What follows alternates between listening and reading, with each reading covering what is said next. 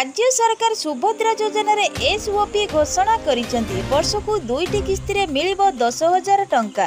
5 वर्ष रे अकाउंट को आसीबो 50,000 टंकार नगद राशि। तो जानिबा संपूर्ण अपडेट खबरटी को जानिबा को हेले वीडियोटी को शेष पर्यंत देखंतु। आम चैनल सह जोड़ी रह कले चैनल को सब्सक्राइब करी पाखरे आसीथिबा घंटी चिन्ह को दबाई दियंतु, जहा फल रे एई भली लेटेस्ट अपडेट आपण माने सर्वप्रथमे पाई परिबे। वर्षकु 2टी किस्ती रे मिलिबो 10,000 टंका। 5 वर्ष रे अकाउंट को आसीबो 50,000 टंकार नगद राशि। चलित आर्थिक वर्ष लागू होगा जाउछि बहु प्रतीक्षित सुभद्रा योजना। 2024 निर्वाचन में बीजेपी देइथिबा प्रतिश्रुति अनुसार ओडिशा रे महिला सशक्तिकरण लागि राज्य सरकार आरंभ करने जाउछन्ति सुभद्रा योजना। सुभद्रा योजना को गतकाल राज्य कैबिनेट रे मंजूर पर आज विधानसभा रे सुभद्रा योजना एसओपी सूचना देइछि मुख्यमंत्री मोहन चरण माझी।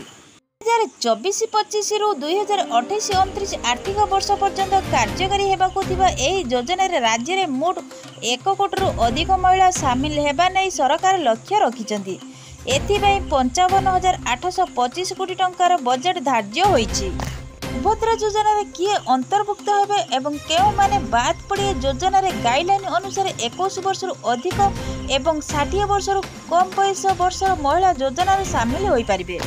आर्थिक स्वच्छल वर्गर सरकारी चाकरी एवं आयकर देइथिबा महिला सुभद्रा योजना पई योग्य विवेचित हेबे नाही। सेही भली कोनोसी सरकारी योजना रे मासिक 1500 टंका किंबा वार्षिक 18,000 टंका किंबा ताटू अधिक सहायता राशि पाउथिले सेमाने मध्ये योजना पई योग्य हेबे नाही। ई योजना प्रति वर्ष राखी पूर्णिमा एवं मार्च 8 तारिख अंतर्जातीय महिला दिवस रे 2टी किस्ती रे 5,000 लेखा वार्षिक 10,000 टंका हिताधारी अकाउंट को आसीबो। अकाउंट रो टंका उठाण पई हिताधारी को जुगाई दिया जो सुभद्रा डेबिट कार्ड।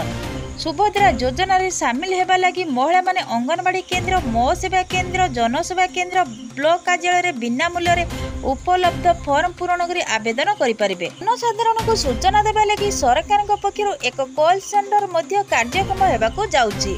जदि ए भिडियोटी भल लागि थाए भिडियो गोटे लाइक करंतु, कमेंट करंतु, शेयर करी समस्त को जणांतु।